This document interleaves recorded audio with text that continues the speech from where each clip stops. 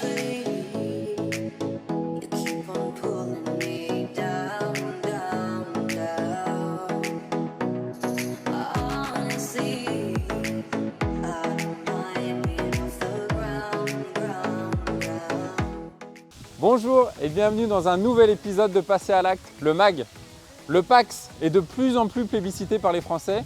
Avec près de 200 000 célébrations en 2022, il rejoint petit à petit le nombre de mariages. Et vous allez voir qu'il existe différents types de PAX pour mieux s'adapter à la situation de chaque couple.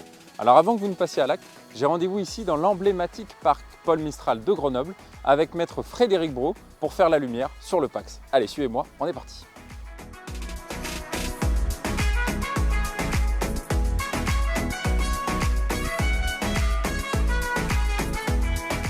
Bonjour Frédéric. Bonjour Alexandre, Ça va? ça va et toi? Bah écoute, je suis super content de te retrouver ici. Bah oui, je suis content de te retrouver également. Là, on sent un petit peu le poids de l'olympisme ici. Ah ouais, c'est bien d'actualité. C'est vrai que c'était un des fiefs de Grenoble. Il y a la flamme olympique qui est pas loin là-bas, Ouais, qui était l'ancienne juste là. flamme. Ouais, Et puis là, on a un petit peu l'anneau de vitesse qui est devant nous et puis Ouais. le palais des sports qui est sur notre droite. exactement. C'est un peu le poumon vert de Grenoble en fait. Ouais, c'est un petit peu C'est sympa. le Central Park de Grenoble. Ouais, c'est ça exactement. En plus petit, mais c'est ça. We learn and we grow. If we don't try, we'll never know. Alors Frédéric, c'est ce que je disais, il y a près de 200 000 PAX qui ont été signés l'année dernière en 2022. Ouais. On observe une vraie tendance. Et finalement, pour toi, c'est quoi la définition d'un PAX? Comment on peut le résumer?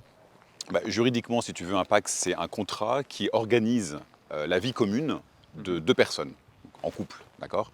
Le PACS, si tu veux, il a été créé pour cette organisation-là juridique, mais aussi pour qu'il y ait une égalité entre les couples homo et les couples hétéros. D'accord. Parce qu'à à l'époque, le mariage pour tous n'existait pas. Alors du coup, qu'est-ce qui, selon toi, différencie finalement le mariage, qui est quand même assez ancré, et finalement le PAX? C'est quoi la différence finalement entre les deux?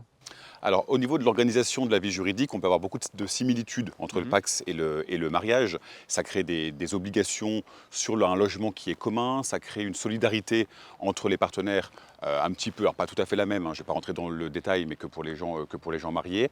Mais il y a des vraies différences quand même, qui sont notamment, alors je te les cite un petit peu en vrac, mais au niveau de la retraite, où des personnes mariées peuvent bénéficier, tu sais, de la retraite du conjoint en cas de décès, d'accord, ce qui n'est pas le cas quand on est pacsé. Certaines aides qui sont permises quand on est marié, pas quand on est pacsé, et puis surtout une différence au niveau de la protection en cas de décès. Et alors la différence entre du coup le mariage, le PAX pour les impôts, comment ça se passe? Alors au niveau des impôts, et c'est pour ça d'ailleurs que le PACS a été beaucoup plébiscité et qu'on en fait beaucoup signer, c'est qu'il y a une similitude, si tu veux, entre le mariage et le PACS au niveau de l'impôt sur le revenu. Hein. Ça donne droit au même nombre de parts par rapport à l'impôt sur le revenu, d'accord? Et quand on est pacsé, on a également au niveau fiscalité, mais c'est plus en matière de succession, une similitude aussi entre les gens mariés et les gens pacsés. D'accord. Et alors du coup, comment je peux réaliser un PAX? Alors, tu as deux manières de réaliser un PACS. Soit tu viens chez le notaire, parce que tu as besoin de conseils pour pouvoir organiser justement bonne idée, je la pense. vie juridique, Ok. ça c'est pas mal. Soit tu vas en mairie pour faire le D'accord. PACS, d'accord? Et donc là, en fait, tu remplis tout simplement un imprimé qui est donné par les services de la mairie. Il est enregistré en mairie. Alors il y a différents couples, différentes situations.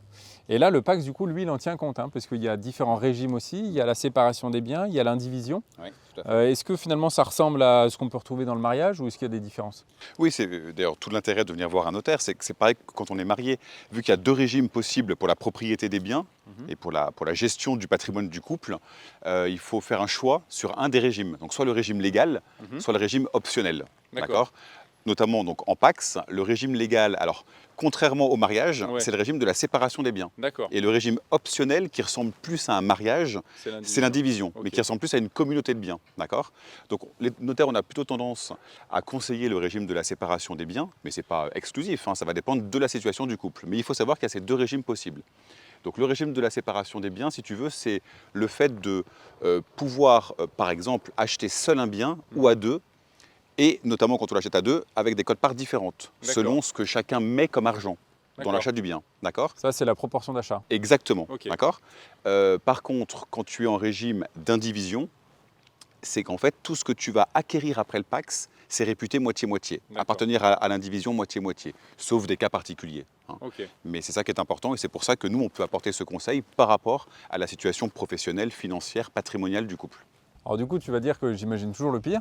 Mais en cas de séparation, d'abord comment ça se passe et puis quelles sont les conséquences? Alors, au niveau des formalités à faire, tout dépend si ton Pacs, tu l'as fait justement devant un notaire ou en mairie. Si c'est en mairie, tu vas en mairie et tu vas faire une rupture du Pacs. C'est un document assez simple. Chez le notaire, c'est pareil, c'est pas très compliqué, mais c'est le notaire qui va s'occuper de la rupture du Pacs. D'accord ? Ok. Mais ce qui est important par rapport à la question que tu me poses, c'est les conséquences en fait, de la rupture du Pacs. Parce que si tu as été propriétaire d'un bien, notamment d'un appartement ou d'une maison avec ton partenaire, il faut partager le bien si tu décides de ne pas le vendre. Si tu veux le garder seul, tu vas chez le notaire faire ce qu'on appelle un partage du bien.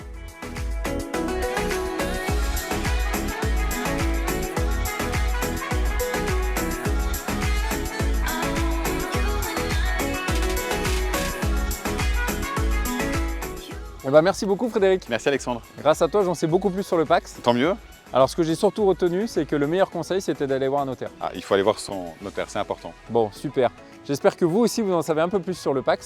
En attendant, si vous avez des questions, vous pouvez déjà vous rendre sur le site passeralacte.com. Et quant à nous, on se dit à bientôt pour un nouvel épisode. Ciao!